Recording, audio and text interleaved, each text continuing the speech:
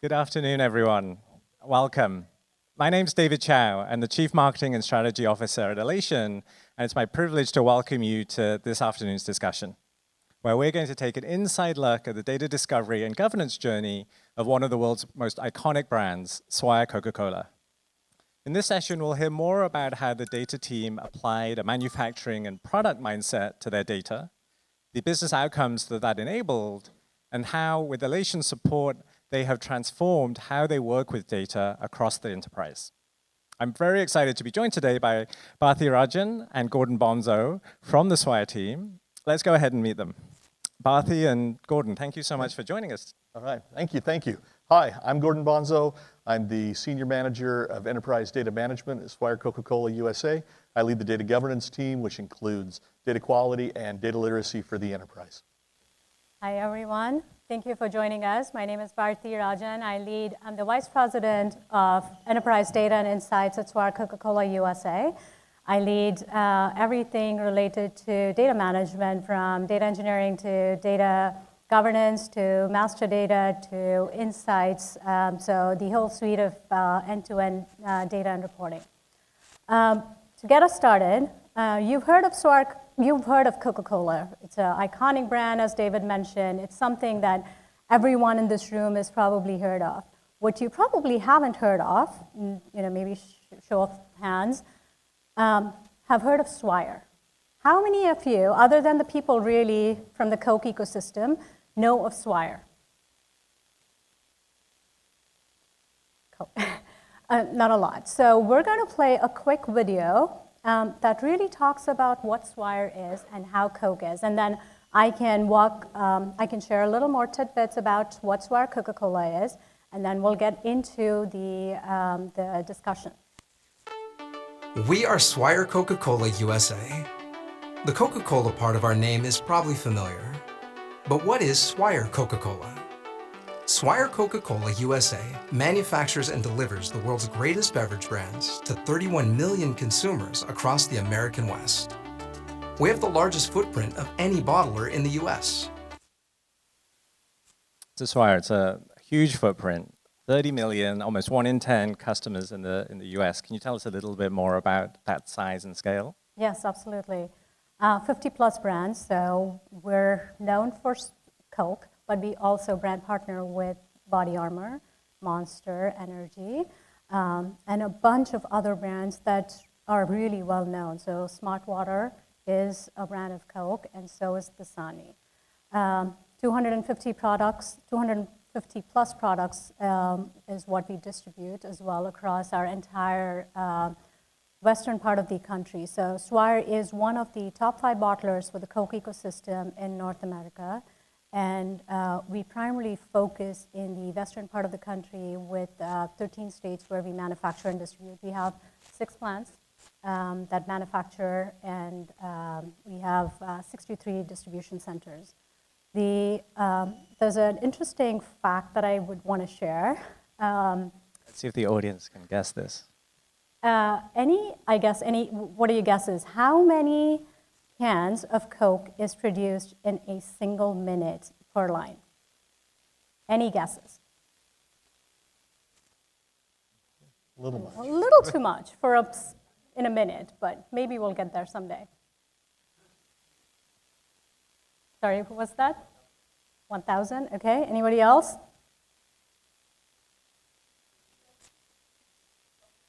$10,000? No, maybe not there yet. So 2,000. Yep, very good. So it's an awesome stat to think about. Every single minute in one single line, we produce 2,000 cans of Coke. So that's a huge number, and we manufacture almost 7 days a week. So it's an interesting number when you think about how complex this entire ecosystem is. It's really not complex, but it still makes it complex just because of the volume that we produce across all of our 6 plants.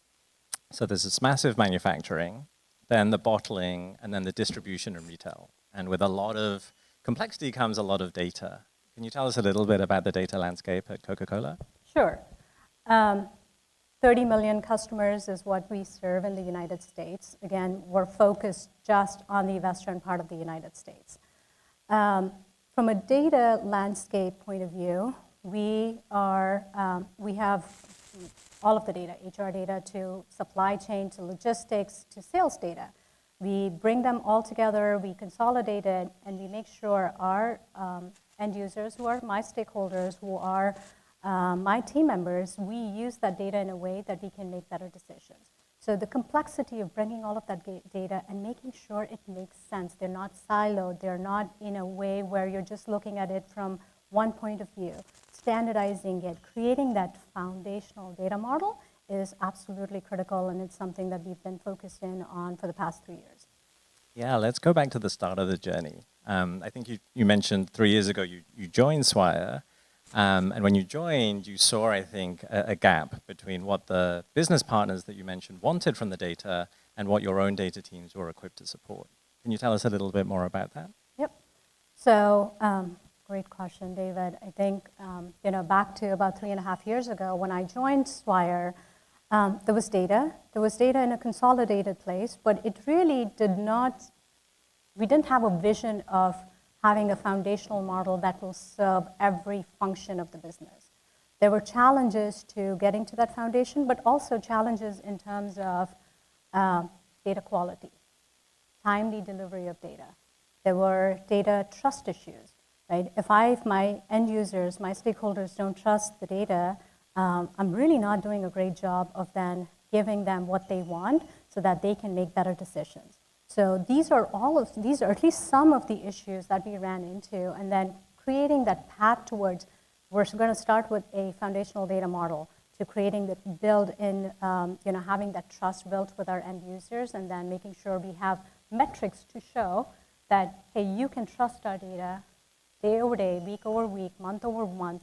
We're building that to ensure that we have that trust and people can use this data to make business decisions. You talked about that foundational data model. I think often data leaders, when they join an organization, they're under so much pressure to deliver value, and often their first reaction might be to catalog as many data sets as possible. At Swire, I think you've taken a different approach, one that's focused less on data sets, but more on data products, aligned to specific business problems so you can ensure the data is solving and delivering business value. Can you talk a little bit about that mindset shift? Sure. We're still on that journey. We haven't really, it's a culture change, right? With any data strategy, anything related to data, when you put that in place, it's a shift in how people are thinking, how the company is thinking, how the enterprise is thinking. And so it's a journey. I would never say that we're one and done and it can be done overnight. It's a process, and you have to be patient. From going from a data set to where, I want this report, so I'm going to create this data set to serve that report. We're going to create thousands of data sets. We're going to create thousands of reports. That's not what we want. Again, it goes back to how do you build the trust? At the end of the day, I want to build trust in the data. And data product is one of the ways to build that trust. If I can trust people, if I can make sure that the data is in a way where my stakeholders can trust the data, they know that they're getting this certified data, and it's a product that they can be used in multiple different ways. That's what we're aiming for. Yeah, it's been tremendous to see that transformation. Elation's very fortunate to work with 40% of the Fortune 100 and more than 600 customers in the enterprise, and we've seen this change again and again. This idea of building data products that are attached and solve a specific business problem, products that can be reused not only for the initial purpose in which they were designed, but also subsequently by other teams. And products that, through data contracts, allow data governance by design, those that can be applied at the point of consumption of the data products. And when data products come together in this way, what we're seeing is that they really enable a new data operating model, one that's focused much more on delivering and solving specific business problems, rather than specifically on just cataloging more and more data. So the discussion becomes less, what percentage of your data real estate have you cataloged, and much more around what are the business problems you're solving and what are the metrics that you can bring to show value through those data products. So why don't we go through and talk about a specific data product at Coca-Cola Swire. So On time in full, it's a little bit of manufacturing terminology. Maybe can you explain it to us, and why is it so important in the manufacturing world? So on time in full, I think people who are in the manufacturing world really should know this. On time in full is when you want to deliver your product, your entire product in full, so whatever your customers ask for, but also on time, right? So it's a metric that is very, very pertinent to how we deliver to our customers, and so taking data into account, we wanted to come up with a metric that our partners, our stakeholders in manufacturing and other functions would really understand it. So what does it mean to have quality data? What does it mean to have data on time, or according to the SLA? What does it mean to have trust in your data? So we created sort of a similar metric, but focused on data. So we called it data on time in full. So and we'll talk about both in today's session. Yep. We'll do manufacturing OTIF now and walk through how that's been defined in the catalog, and then we'll talk about the data OTIF. So one of the things that we had issues with OTIF was when I started, there were different versions of OTIF, the way OTIF was calculated going around. Manufacturing had one, or supply chain had one. We had OTIF being calculated in a different way by our sales team. And so there was no consistent way of calculating it, which led to, I trust this number because I calculated it, or because I think this number makes me look better than actually looking at what is that right metric calculation. So having used Elation, that's become now a standard. We've now been able to bring everyone together. We were able to bring everyone together in a room. We said, okay, what's the OTIF calculation? What's the standard that needs to be across all functions? And then we took that metric and we put that into Elation. And now there's one standard calculation, and everyone gets to figure out what that, whether that number works for them or not. But again, at the end of the day, there's only one standard calculation across the enterprise. And I'm guessing that's been a big change. Rather than responding to, I need another data set to calculate OTIF for my product, they can now go to the single point to have this universally accepted and agreed definition. It has been. It's good to see that people are adopting this, right? They're looking at it and they're like, okay, what's the OTIF calculation? Yes, I can surely help you. But we're also pointing them towards Elation, saying, go ahead, take a look at this, or to use this link, you'll know not just the OTIF calculation, but there are other metrics, and you'll know how they're calculated. That's right. I think the team has done the hard work of Yes. figuring out the lineage of the data, using the medallion model to bring the gold certified data and make it available. And that's through all Gordon and his team. And I think when that happens, Gordon, would you say that there's really a flywheel effect that happens when there's more trust in the data, then people actually use the data, and then that drives more success with these data products? And I think that it brings production in both ways. Not only trusting the data, but it also makes it so my team has more time instead of tracking down where they think issues are. So suddenly we're more productive because they trust the data. Great. Well, enough slides. Let's jump into the product, and let's see if the demo gods are with us today, and see if we can do a quick demo of going through some of this journey in microcosm. As Gordon spins up his laptop, what we'll go through is we'll talk about that data products journey. We'll show how Swire Coca-Cola has used Elation to document what a data product should be, and we'll go through the example of OTIF as we just mentioned on the slides. We'll talk about the ownership of that data product in terms of data product managers and data stewards that are responsible for the product definition, and then subsequently also the data sets that underpin that data product. And then lastly, we'll talk about the lineage capabilities within the Elation platform that allow you to trace which data sets are feeding into each data product to give your users confidence that the data they're seeing is not only correct, but timely and fresh as well.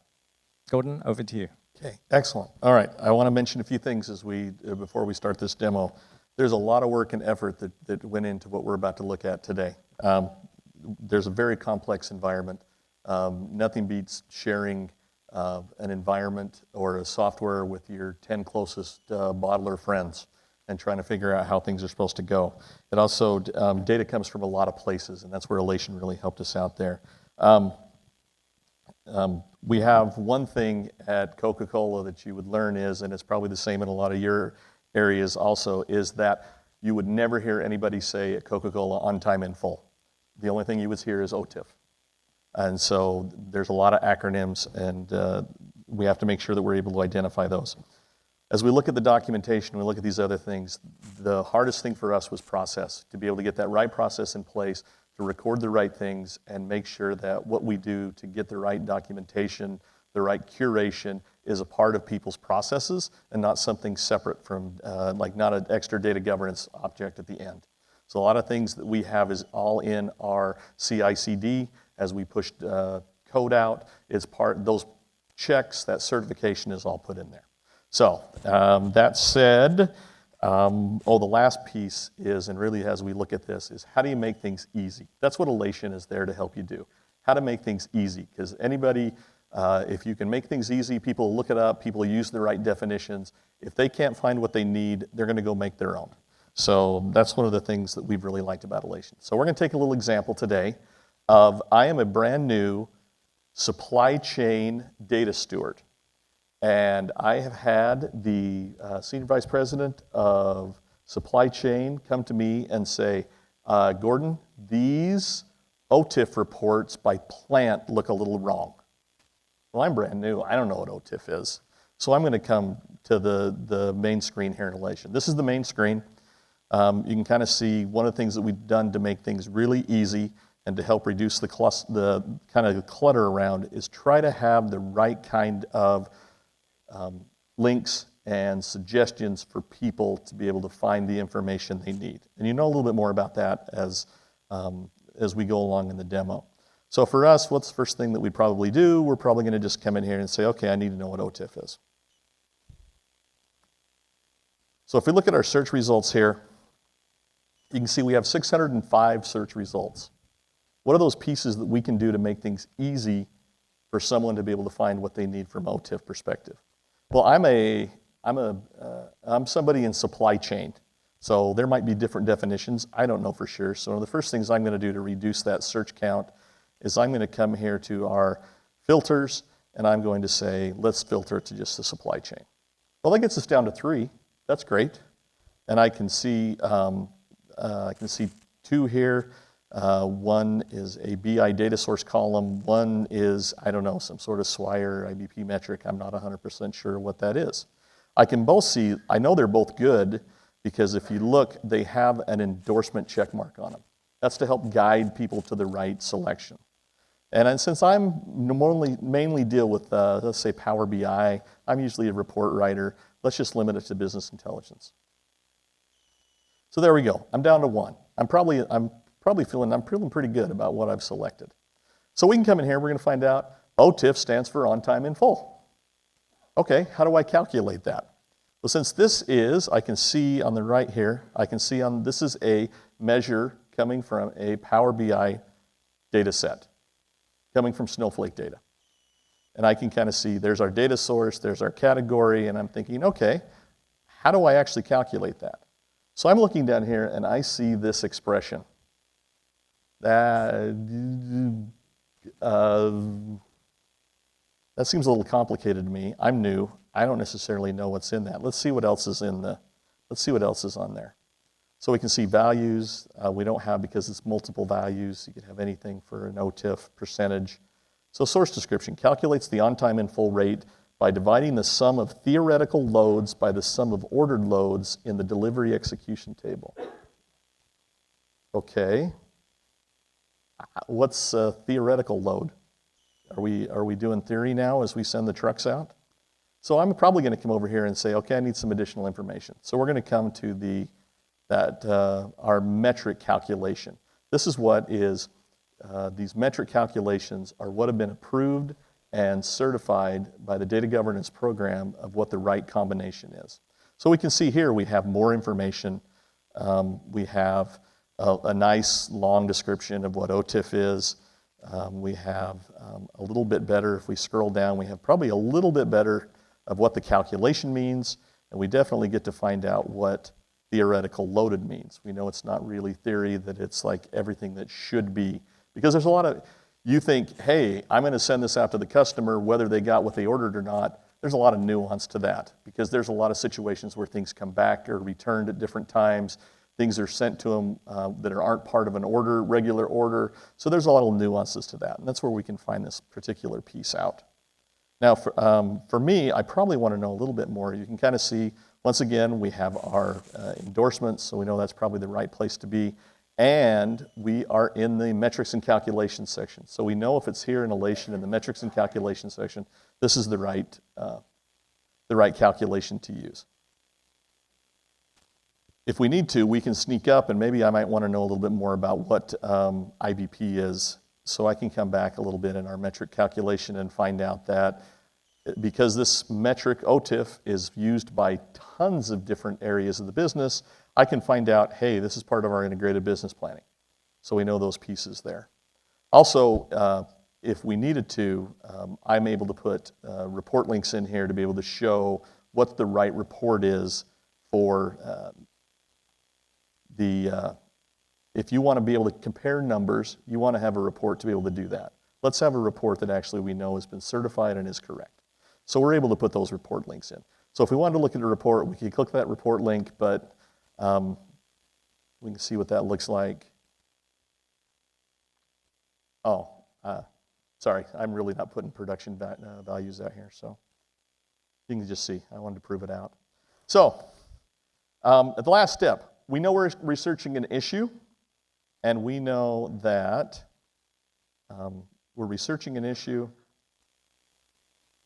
and we are trying to find out about plant information. Well, I know where plant comes from.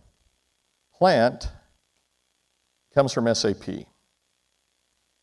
So let's go look at the actual plant data that's in Snowflake. So I can come here, I have an associated article, an associated item here is the plant hierarchy out in Snowflake. We can see it's a Snowflake table, it comes from our transformed database, and it talks a little bit about the table, how plant hierarchy structure. We could do things like look at columns, we could look at the sample content, so look at what the data looks like. But me, I really want to know what it looks like when it comes from SAP. So we can look at the lineage here, and we're able to see, and I'll start with the more general here, that we can see that we can follow that data from the Power BI data set into our version of Snowflake models to another layer of Snowflake models back down to SAP. And we're able to look at and find out, okay, what tables are they from SAP, and then we can go validate, and we could actually look at the SAP data. We could also go the other way. If I do a search for, if I had an SAP table name, I could do a search for that, and I could take the lineage the other way to find out impact analysis. And that's some of the stuff that we do now, especially when it comes from the technical side. Now, one of the things that makes this kind of nice is, based on these models, if I'm looking at data flows in here, you'll notice that sometimes in the data flow, actually all the data flows, it'll tell you where it's from. In this case, these are DBT models. And we can see what the actual code is, Jinja code that's used in those DBT models. So we're able to identify those particular areas from a lineage standpoint. And those are kind of some of the pieces when we're trying to look at those. So let's go back. Let's go back to our OTIF page.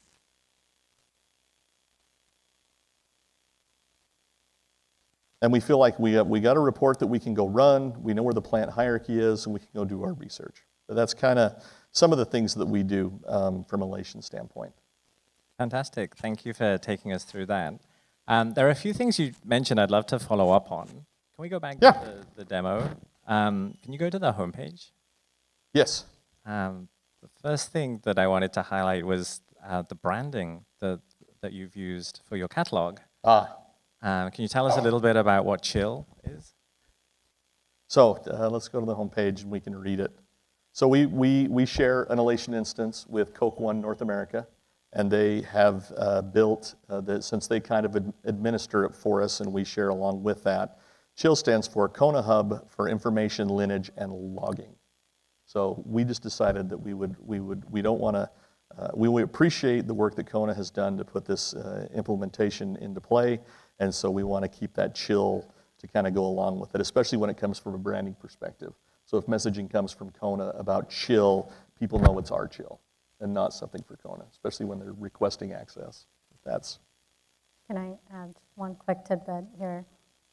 What you're seeing is a phase, I wouldn't even call it phase, this is a completely new implementation for us. We started our Elation journey two and a half years ago now. So we started as a bottler ourselves. We did not, this Kona implementation of Chill is relatively new. Swire Coca-Cola decided to go with Elation about 2.5 years ago, and we decided that this is the tool that we want to, or this is the partner that we want to move forward with. And so it's been a journey. So this is a second version of our implementation. So this is the second time we've actually gone and implemented Elation, and we're super proud of where we are, honestly. You know, having gone through 2 years ago of where we wanted to go and what we wanted to do to where we are today, where all of the other bottlers in the Coke ecosystem in North America have adopted this, but you know, Swire led the way. So we're super proud of this. That's a great segue to maybe talk a little bit more about the Elation journey. Why don't we switch back to the slides? Both of you are instrumental in driving this journey. Can you talk a little bit about your journey and partnership with Elation?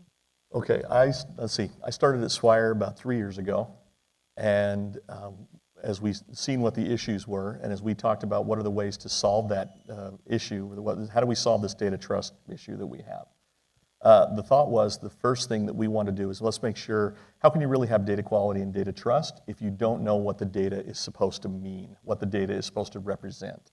So that's why we decided that before we go look at a bunch of tooling that would tell us if there's an anomaly or not, or those kind of pieces, is we want to be able to understand our data, and Elation's going to be the best to be able to help us do that. Can you tell us a little bit about where Elation sits in your data technology stack? So for us, we have mainly Snowflake, and we kind of have 2 layers of models in Snowflake, one that we maintain, one that Kona maintains, and then we have a lot of data that comes from other tools and other software, things like Samsara and Blue Yonder sending data into Snowflake so we can have all that in the warehouse there in the lake, I guess. What are some of the other pieces? What am I missing here? We talked about, Spring. I forgot about the Spring Mobile piece. And there's even other larger data sets coming from the manufacturing side. So if we go back to the rollout timeline, is this what you expected when you first started thinking about rolling out with Elation? I didn't expect, so we made the decision in January, and we released to our IT teams in April. I didn't expect to be able to do that. And then with the idea being the IT teams and the data teams were reviewing the information before we started releasing to the business. And so we started releasing to the business that June, and then had, I think, most of the business units represented by August. So I didn't expect it to go that fast. It was really nice. What were some of the reasons why you were able to deploy so quickly? We had a lot of the data sets were used the same from others, and the other piece is we had a lot of data documentation in a lot of different places, and we're able to bring that together. Because my biggest fear on the implementation piece was if somebody's searching for an answer to a question and they find nothing, we might have them be able to do that one more time, or they're not going to want to come back to Elation. So we wanted to make sure. So we did some things too we tailored it towards more popular data sets, which Elation tells us that, and also just from where we had data, where we knew we had the data, we could quickly get it loaded in. The other thing I would add is buy-in from your leadership team. It is super essential that you have buy-in from your executive team. That made it easier for us. The adoption really was faster, I would say, just because you had leadership approval, they were looking at it, or they knew this is happening. They were encouraging their teams to start using it. When we did our POC, so one of the other things that we did differently was when we did our POC as we were evaluating different products, we decided to include our end user base, our business users. And that also changed the way we were thinking about implementing Elation as well. Because if we just went with IT implementation, it would have been a little different. But with executive sponsorship and also with our end users being involved in the POC, right from the POC, it actually helped us a lot. I think the change management and the people and process are so important. Gordon, you mentioned the Data Governance Council when you were going through the demo.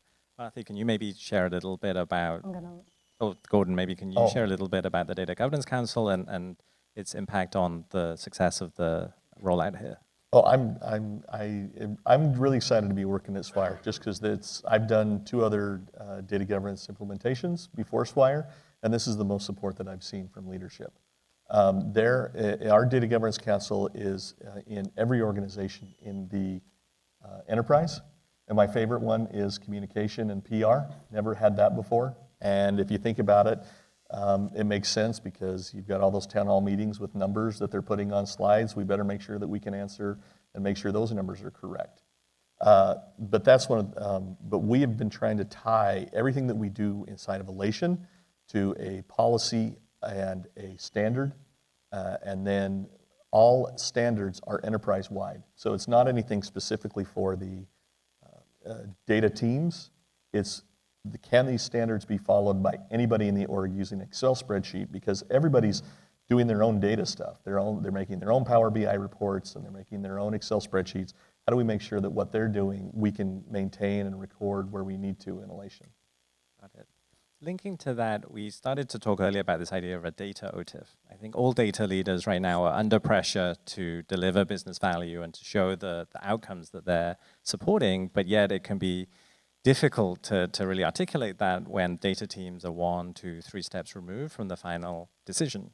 One really interesting aspect of our journey together is how you've thought about articulating value to your business partners using the lens of manufacturing and using the nomenclature that your business partners are already familiar with. Can you tell us a little bit more about what the data OTIF is? Sure.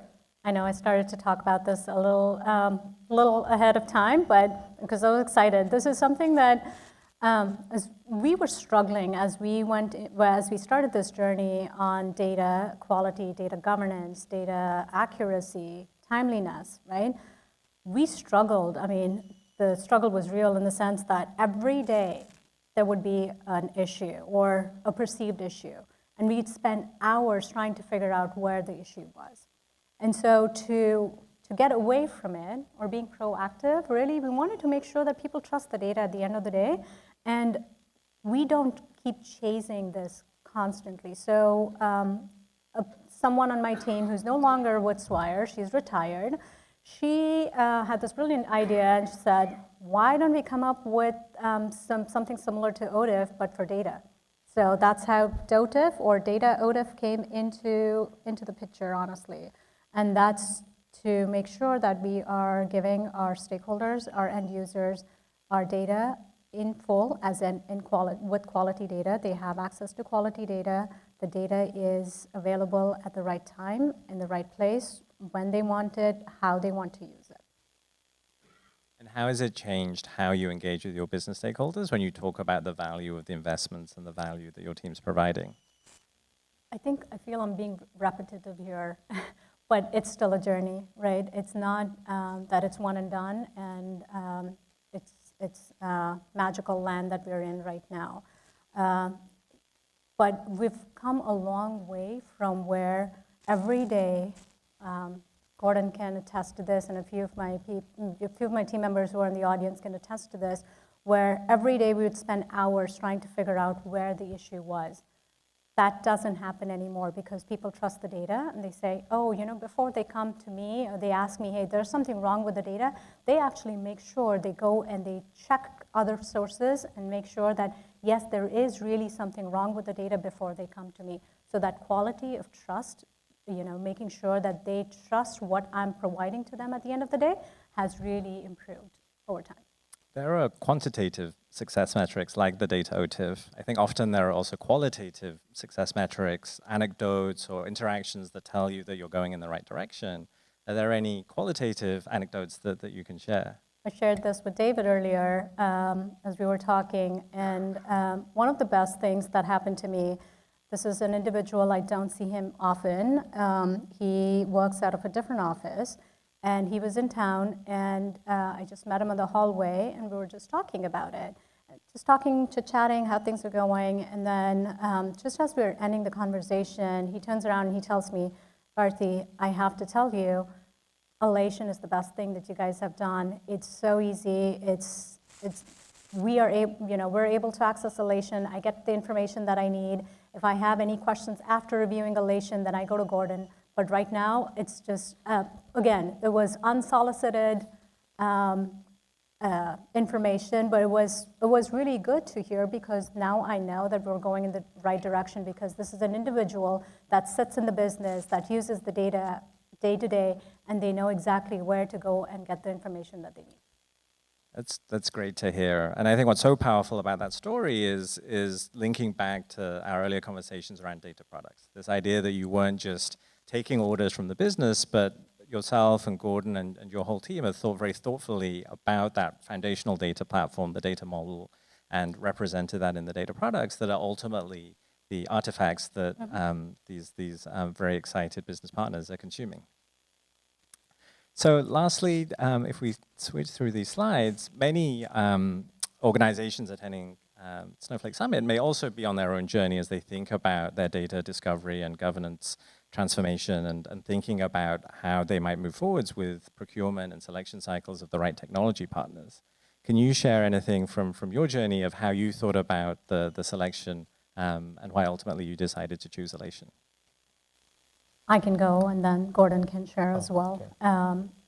For me, it was making sure our partner is in lock and step way with what our business strategy is and what my data strategy is, right? It was really important that they understand where I am in the journey and how they're going to be able to support me as I move forward.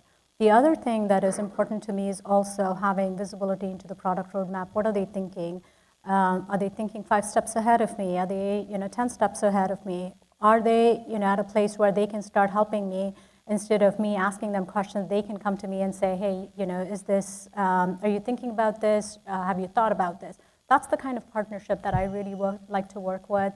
Some of the other partners we've introduced as well at Swire have certainly been great partners, and Elation has proved to be a great partner so far. Let's see. For me, it was usability. It was ease of use, the social crowdsourcing aspect, and the being able to identify quickly which are the most used data sets, so we could focus on those. Also made a big difference. But it was really it was also the partnership and being able to know that we could get access to our own data. That was another big deal for us, was to be able to actually get the metadata out of Elation. Yeah, I remember that was one of our first conversations. Yeah. I was up in Salt Lake City and we were meeting to talk about the success criteria for a POC. And normally our customers will ask us about connectivity and they'll ask us about which systems we support and the depth and richness of metadata. And normally we're very well equipped to speak to those questions. Do you remember the first question you asked me, Bharti? I don't, but it's probably likely, can I have access to my own data, or can I, do something on those lines? The first question you asked me was, how do I get my metadata out of Elation after I've gotten it in there? Why did you ask that question? Data is such a critical component of everything that we do, right? It was important for me to own my data. That's the biggest thing. Any partner that I work with, this is a question I ask. Can I own my data? Can I have access to my data? It doesn't matter where it sits. It sits in the cloud, it sits in on-prem. I want to have access to my data. I want easy way to be in and out. I don't want it to be in a place where if I walk away from a partnership, that data is not available to me, because we've put in a lot of effort to get that data to a certain place. I want to make sure that data is, I can get that data back. And how did Elation score against that question? I'm going to look at Gordon. Oh, very good. We like the API. We like the API. And for us, if you think about it, it's even more important probably now.